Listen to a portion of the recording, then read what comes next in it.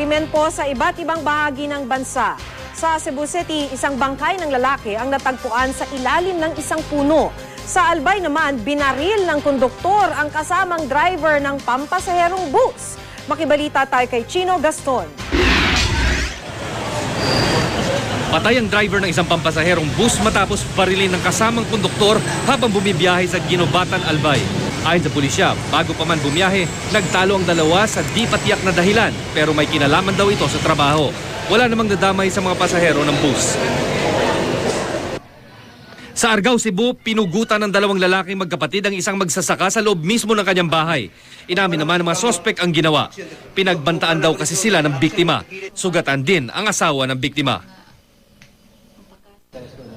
Sa Consolacion, Cebu, natagbo ang malapit sa isang eskwelahan ang bangkay ng lalaking hinihinalang biktima ng salvage.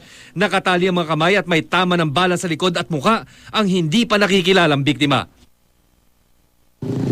Isang bangkay ng lalaki ang natagbuan din sa Talisay naman.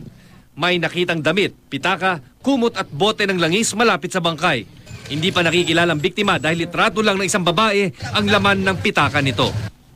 Chino Gaston, GMA News.